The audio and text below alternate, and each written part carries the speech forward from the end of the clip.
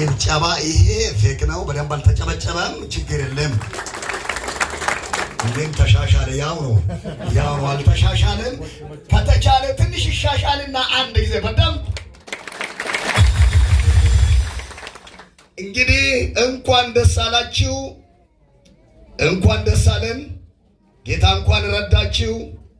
እግዚአብሔር ለሰው ልጆች ካደረገላቸው መልካም ነገሮች አንዱ ጋብቻ ነው።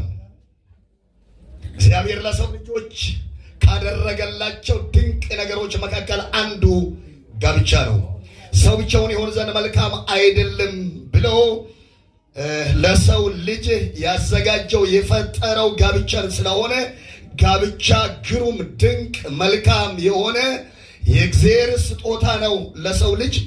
ስለዚህ በዚህ በደስታ ቀናችሁ እንኳን ጌታ አደረሳችሁ። ሙሽሮችና ሚዜዎች ብቻ ለጌታ ያጨበጭባሉ። ሃሌሉያ! እጆቻችንን ከፍ አድርገን ጥቂት እንጸልና የእግዚአብሔርን ቃል እንከፋፈላለን።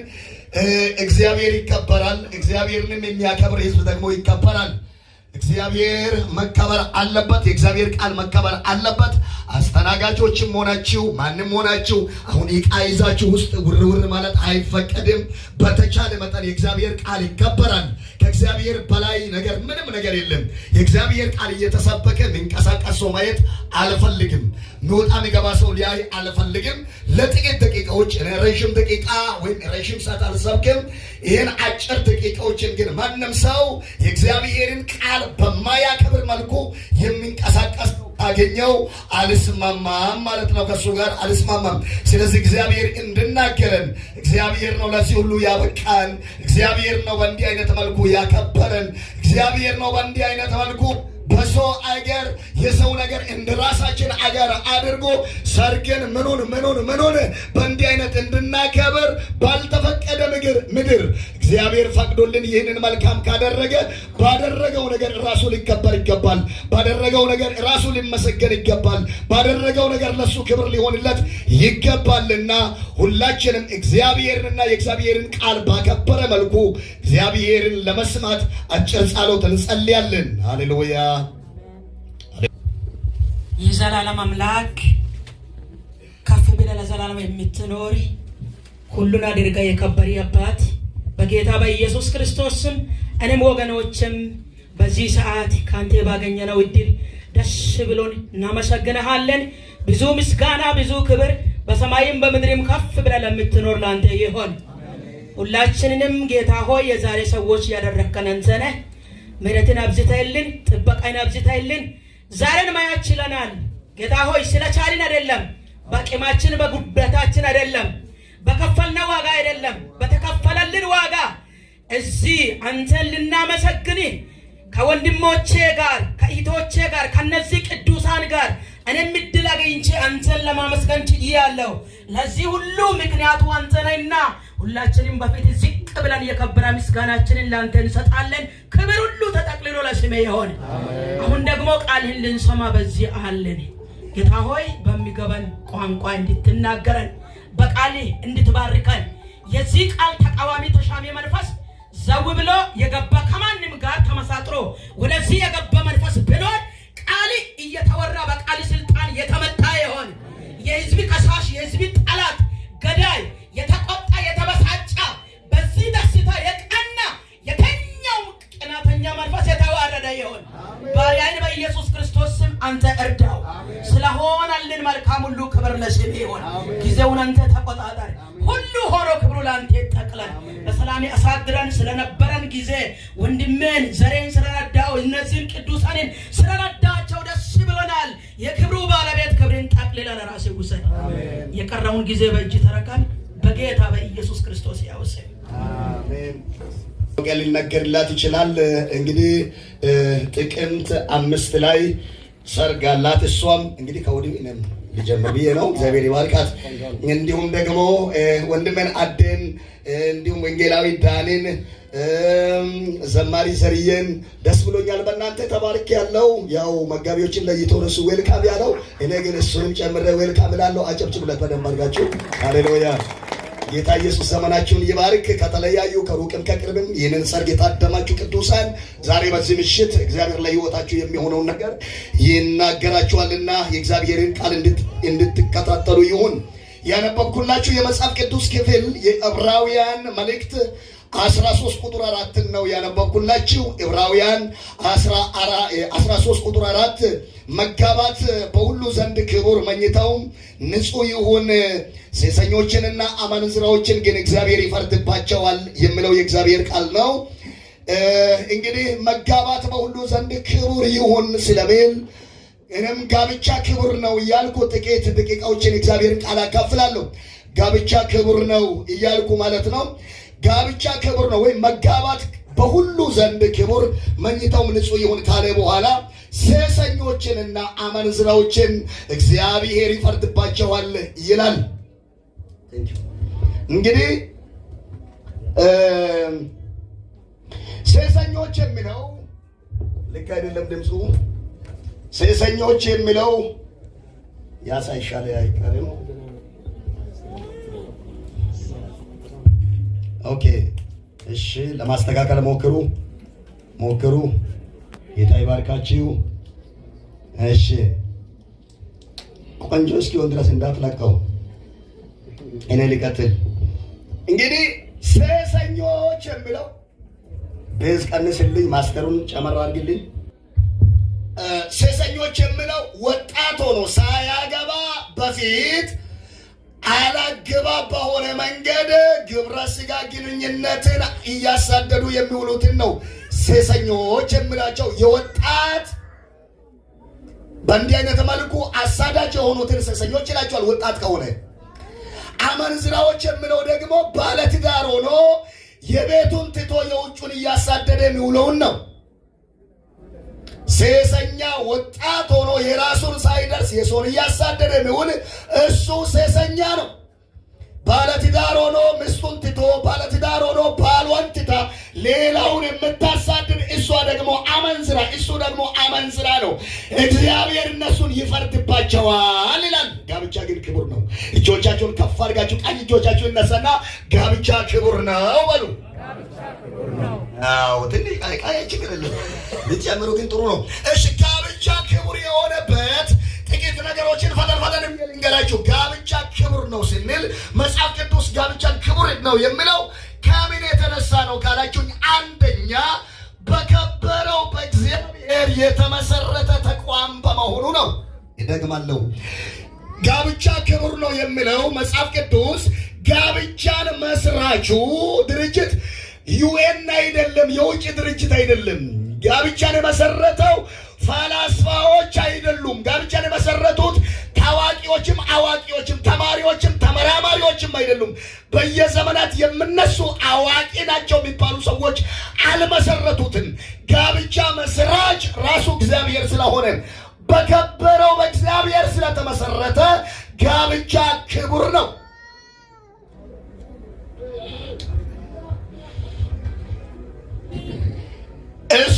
ጋብቻን ስታስቡት በሰሪው በአስጀማሪው በመስራቹ የተቋሙ ባለቤት በሆነው በእግዚአብሔር ልክ እንጂ እናንተ አክብዳችሁም አቅልላችሁም ማየት አይቻልም። ጋብቻን አክብዳችሁም አቅልላችሁም መመልከት አትችሉም። ጋብቻን ስታስቡ ሁሌም ማሰብ ያለባችሁ ጋብቻ መስራች የሆነውን ራሱን እግዚአብሔርን ብቻ ነው። ስለዚህ ጋብቻ ክቡር ነው ስንል ራሱ ጋብቻ አስጀማሪ የከበረ አምላክ ነው። እስከማይደረስ ድረስ የከበረ ሕያው አምላክ ጋብቻ አስጀማሪ ነው። ጋብቻ አስፈጻሚ ነው። ስለዚህ መጽሐፍ ቅዱስ ዘፍጥረት 2:18 ላይ እግዚአብሔር አምላክ አለ ሰው ብቻውን ይሆን ዘንድ መልካም አይደለም፣ የሚመቸውን ረዳት እንፍጠርለት አለ። እንግዲህ ጋብቻ የተጀመረው በኤደን ገነት ውስጥ ነው። አዳም ብቻውን በነበረ ጊዜ ነው። እግዚአብሔር የአዳምን ብቸኝነት አየ፣ መልካም አይደለም አለ። የምትመቸው ረዳት ታስፈልገዋለች አለ። በእንቅልፍ አስተኛው፣ ከጎኑ አንድ ጥንድ ወሰደው፣ ሴት አድርጓት ሰራ፣ አምጥቶ በፊቱ ቁጭ ሲያረግ አዳም ሳቅ በሳቅ ደስታ በደስታ ስም ለማውጣት አልተቸገረም። የሆነ ነገር ለመሆን አልተቸገረም። ከአጥንቴ ናት እቺ አጥንት፣ ከስጋዬ ናት ይህች ስጋ። ስለዚህ ከወንድ ከራሴ ተገኝታለች ስትባል ብሎ ስም የጠራው እሱ ነው። ስለዚህ ጋብቻ ክቡር ነው በከበረው በአምላክ ስለተጀመረ።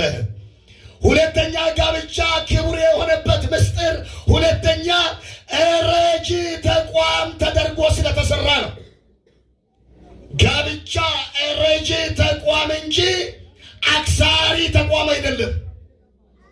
ጋብቻ ረጂ ተቋም ነው። የሚመቸውን ረዳት እንፍጠራለ እንጂ ሌላ ያውራም። ጋብቻን ስናስብ አንዳንድ ጊዜ አንዳንድ ወገኖች አሉ፣ አንዳንድ ወንድሞች አሉ በዚህ ዕድሜ አግብቼ በዚህ እንትን ወንድሜ ብዙ ገንዘብ ሳላከማች እንዲህ አይነት ነገር ሳይኖረኝ እንዲህ አይነት ነገር ሳልይዝ በጣም ከልክ በላይ ያካብዱታል። ቅድም መግቢያ ላይ አክብዶ ማየትም አቅልሎ ማየትም አይቻልም ያልኩት ለዚህ ነው። አንዳንድ ሰው በጣም ለማግባት የሚሆነው ነገር ጠፍቶ ሳይሆን ከልክ በላይ አክብዶ ስለሚያይ ጋብቻ ማለት ብቻ በቃ መጣ እየበለች እሱን ያለውን ሁሉ እየጨረሰች እንደምትኖር አይነት የሚያስቡ አንዳንድ ሰዎች አይጠፉምና ጋብቻ ረጂ ተቋም ተደርጎ ነው የተሰራው እንጂ ያለውን የሚያጎድል ያለውን የሚያጠፋ የሚያበላሽ ተደርጎ አልተሰራም። ስለዚህ ጋብቻ ክቡር ነው። ጋብቻ ክቡር ነው። አንድ ጊዜ በኢትዮጵያ ላይ ፓርላማ የቀድሞው ጠቅላይ ሚኒስትር መለስ ዜናዊ ሲመሩ በነበረ ጊዜ እንዲህ አይነት ጥያቄ ቀረበ። ልጅ በጣም ሰው ቁጥር እየበዛ ነው። እንግዲህ የልጅ መወለድ እንግዲህ በቁጥር ቢሆን ቢገደብ ጥሩ ነው ተብሎ ሲቀርብ ጠቅላይ ሚኒስትሩ እንዲህ ብሏሉ። እንዴ የሚወለድ ልጅ ማለት ጥርስና ሆድ ብቻ ይዞ የሚወለድ መሰላችሁ እንዲህ አሉ። የሚወለድ ልጅ ጥርስና ሆድ ብቻ ይዞ የሚወለድ አይደለም። የሚያስብ ጭንቅላት ይዞ የሚወለድ የሚሰራ እጅ ይዞ የሚወለድ ነው ብለዋል። አንዳንዶቻችን በጣም ያልተለወጠ አስተሳሰብ ያልተቀየረ አመለካከት ስላለን ጋብቻን እንደ አስፈሪ ተቋም እኔ ባህረ በጣም ፈራለሁ ዋኤ ቦኔ አንጋብቻ እንዴ ማይኮደ እኔ በጣም ነው የሚገርመኝ እኮ አንዳንድ ሰው ኧረ በእናትህ አግባ እስቲ አጠገብ ያለው ወጣት ከሆነ አግባ በሉት። ዘነጋው እኮ ረሳው እኮ መዋሬ በጌታቶ ደከኖ ምን አመጣ ሆነ አግባ መዋሬ በጌታቶ አግባ የሆነ በቃ ሆራር ፊልም አድርገህ ታስባለህ እንዴ? ጋብቻን ጋብቻ በዚህ ዕድሜ ማግባት እንዴ? ኧረ በጣም እንዴ! እና ቀጣይ ላይ አምስተኛ ሱቅ፣ ቀጣይ ላይ ስድስተኛ ሱቅ። ለአንዳንዱ ምስት ማለት ልጅ ማለት ሱቅ ነው። እስቲችን ቃል ሰሞኑን አንድ ቦታ ተናግሬያለሁ። እንዴት ከማጣ አጠገብ ያለው ሰው ሱቅ ምስትም ልጅም ሊሆን አይችልም በሉ እስቲ። ከሱቅ ቀንሰህ ሽጠው፣ መኪና ቀንሰህ ሽጠው፣ ምስት አግባ። ሶስተኛ ጋብቻ ክቡር የተባለበት ምስጢር ሌላኛው የመብዛትም የመባዛትም መንገድ ተደርጎ ስለተመሰረተ ነው። የመብዛት ቁጥራችን የሚጨምርበት የሰው ቁጥር የሚጨምርበት። በነገራችን ላይ በዓለም ላይ ሰይጣን በከፍተኛ ሁኔታ ጋብቻን ሲቃወም፣ ክርስቲያናዊ ጋብቻን ሲቃወም፣ ወንድና ሴት እንዳይጋባ ሲያደርግ የሰው ቁጥር የአማኞች ቁጥር በዓለም ላይ እንዲቀንስ ስለሚፈልግም ጭምር ነው። ስለዚህ ወንድን ከወንድ ጋር፣ ወንድ ሰውን ከእንስሳ ጋር ያጋባል። ካናዳን የመሰለው ሀገር ላይ ሰው ከእንስሳ ጋር የመጋባት መብት አለው። ጀርመንን የመሰለ ሀገር ላይ ሰው እናቱን አባቱን ከወደደች እህቱን ወንድሙን የማግባት መብት አላት። አሜሪካን የመሰለ ሀገር ወንድ ከወንድ ጋር የመጋባት ነገር እንዲህ ሰይጣን ጋብቻን አዘገይቶ በማትወጡ መዓት ውስጥ ሊከት ስለሚችል ጋብቻ መልካም ነው። ጋብቻ ክቡር ነው። በጌታ በኢየሱስም ያላገባችሁ ወጣቶችን እነግራችኋለሁ፣ አበረታታችኋለሁ። እግዚአብሔር እንድታገቡ አቅምን ይስጣችሁ። ጋብቻ ክቡር ነው። የመብዛት የመባዛት ምስጢር ነው። አራተኛ ጋብቻ ክቡር የተባለበት ምስጢር በብሉይ ኪዳን ላይ የእግዚአብሔርና የቤተ እስራኤል፣ በአዲስ ኪዳን ላይ ደግሞ የክርስቶስና የቤተ ክርስቲያን ግንኙነት ተምሳሌት ተደርጎ የተመሰረተ መሰረት ነው ወይም ተቋም ነው። በብሉይ ኪዳን ላይ የቤተ እስራኤልና የእግዚአብሔር፣ በአዲስ ኪዳን የክርስቶስና የቤተ ክርስቲያን ግንኙነት ህብረት ገላጭ ተምሳሌት ተደርጎ የተቋቋመ ድርጅት ወይም ተቋም ነው። ስለዚህ ጋብቻ ክቡር ነው። ኢሳይያስ 54 ቁጥር 5 ላይ ፈጣሪሽ ባልሽ ነው ስሙም የሰራዊት ጌታ እግዚአብሔር ነው ይላል። ኤፌሶን 5:25 ላይ ደግሞ ክርስቶስ ቤተክርስቲያንን እንደሚወዳት ባሎች ሆይ ሚስቶቻችሁን ውደዱ ይላል። ስለዚህ መጽሐፍ ቅዱስ የቤተ ክርስቲያንና የክርስቶስ ገላጭ ተምሳሌት ተደርጋለች ጋብቻ ማለት ነው። ስለዚህ ሁለት ነገሮችን ልናገርና ላብቃ። ሁለት ነገሮችን ብቻ ልናገርና ላብቃ። ስለዚህ ጋብቻ አንደኛ በሁኔታዎች የተመሰረተ አድርገን ማሰብ የለብንም፣ ወይም በሁኔታዎች ላይ የተመሰረተ ጋብቻ ማድረግ የለብንም። ጥቂት እናገራለሁ በዚህ ላይ። በሁኔታዎች ላይ የተመሰረተ ሁኔታዎች ሲባል ሴቶች ሀብታም መፈለግ፣ ወንዶች ደግሞ በጣም ላቅ ያለች ቆንጆ መፈለግ። በእንዲህ አይነት ምክንያት ብዙዎች ያለ ትዳር የሚቀሩበት ሁኔታዎች ይታያሉ። የሚፈልጋት አይነት እንደዚህ አይደለችም፣ በጣም ውብ፣ ወገቧ 8 ቁጥር፣ እንደዚህ ጸጉሯ እዚህ ላይ የወረደ፣ ዳሌዋ እንዲህ የሆነ፣ ትከሻዋ ጠበብ ያላለ፣ ቁመቷ ረዘም ያለ፣ መልኳ ቀይ ወይም ጠይም የሆነች ምናምን፣ እንደዚህ ደም ግባት ያላት ምናምን ይላሉ። እና ደግሞ ሴቶች ደግሞ ሲባል የሰማሁትን ነው። እና ሀብታም ቢሆን አለው ምን አለው? ምን ይሰራል? ምን አይል ነው? ስንት እንትን ምናምን ምንም የለም። እባክህ እንዲህ አይነት ሁኔታ ላይ የተመሰረተ ጋብቻ ሲሆን ጋብቻ አስቸጋሪ ይሆናል። ስለዚህ ጥቂት ይችን ነገር ላውራ።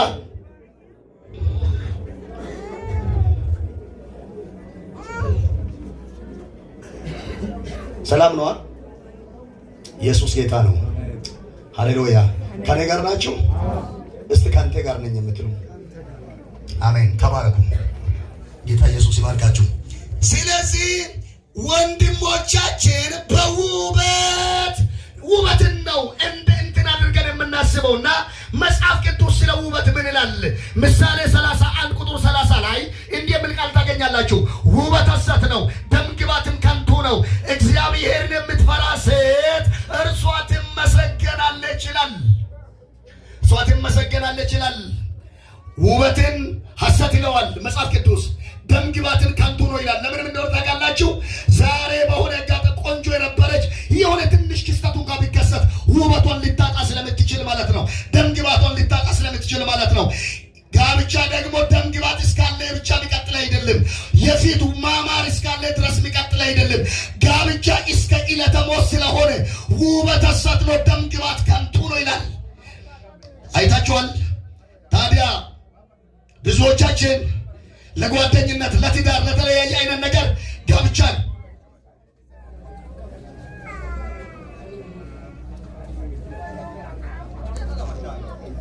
ወከሰተ ማንኪን ጻፉ ስም ከባድ ኮይ ማን ነው ቢኪን ማትማት ማልኪ አበዩ ተን ያከም ሰው ተንጫ ከሙላ ስለዚህ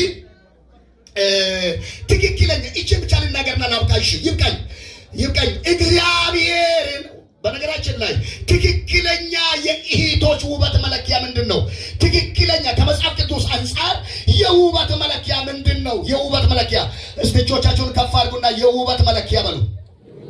መጽሐፍ ቅዱስ የሚናገር አንደኛ እግዚአብሔርን መፍራት ለእህቶች የውበት መለኪያ ነው። እግዚአብሔርን የማትፈራ ጸጉሯ በእግር ሄደ፣ ቁመቷ ሰማይ የጠቀሰ፣ ወገቧ እናንተ እንደምትሉ 8 ቁጥር የሆነ ቤት ገብተ እግዚአብሔርን ማትፈራ ከሆነ ስቃይ እንጂ ደስታ አይኖርም፣ ጭንቅ እንጂ ሰላም አይኖርም። መጽሐፍ ቅዱስ ውበትንም ደምግባትንም ከንቱ አድርጎ እግዚአብሔርን የምትፈራ ሴት እርሷ ትመሰገናለች ይላል። የመጀመሪያ የሴት የውበት መለኪያዋ እግዚአብሔርን መፍራት ነው። እግዚአብሔርን መፍራት ነው። እግዚአብሔርን መፍራት ደግሞ ወደ ሕይወት ይመራል ይላል። ምሳሌ 19:23 ላይ ሁለተኛ የሴት ልጅ የውበት መለኪያዋ የውበት መመዘኛዋ ትክክለኛ የውበት መመዘኛዋ ንግግሯ ነው። የመጀመሪያ እግዚአብሔር መፍራቱ ነው። ሁለተኛ ንግግሯ ነው። ንግግሯ መጽሐፍ ቅዱስ እንደዚህ ይላል። ምሳሌ 31:26 ላይ አፏን በጥበብ ትከፍታለች ይላል። አፏን በጥበብ ትከፍታለች። ይቀጥላል። መኃልየ ዘሰሎሞን 4:1 ላይ ደግሞ ከከንፈሮችሽ ማር ይንጠባጠባል፣ ከምላስሽም በታች ማርና ወተት አለ ይላል። ልብ በሉ። የአንዲት ሴት ትክክለኛ የውበት መለኪያዋ ለትዳር የምትሆን ሴት ትክክለኛ የውበት መለኪያዋ ምንድነው? ንግግሯ ነው። ንግግሯ ነው። ንግግሯ የተበላሸ ከሆነ ንግግሯ አይታችኋል። መጽሐፍ ቅዱስ አፏን በጥበብ ትከፍታለች ነው። ይሄ ማለት መናገር የሚያስፈልግ ቁም ነገር ቢኖር እንኳ ዝም ብላ አትቀደድም፣ ዝም ብላ አታወራም፣ ዝም ብላ አትጮህም። በጥበብ ታወራለች፣ በጥንቃቄ ታወራለች፣ አንደበቷን በጥንቃቄ ትከፍታለች።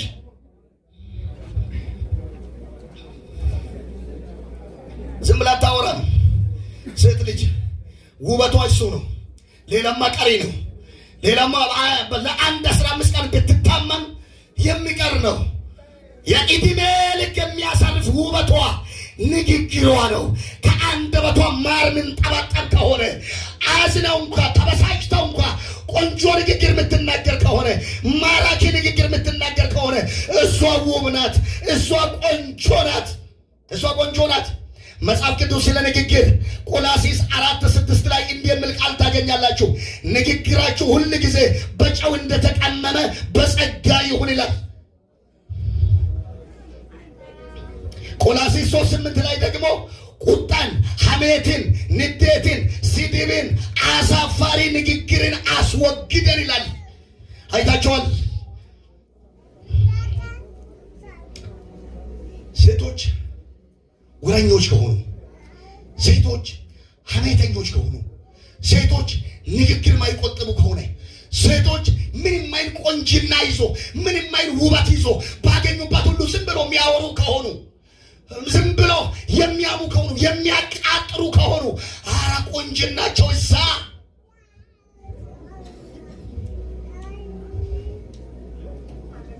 እንደፈለገች የምትወጣ እንደፈለገች የምትገባ እንደፈለገች የምትናገር ማንም ከልካይ የሌላት እሷ በጣም ምታምር እብድ ናት ማለት እኮ ነው። ምታምር እብድ ቤት ውስጥ ይዞ መሰቃየት ምታምር በቃ ያላወቀ ሰው ምን አይነት ቆንጆ ሚስትር ያገባው እንትና ጠጋ ላለ ሰው ከሷ ኢሴ ዋገትስ ያከብልች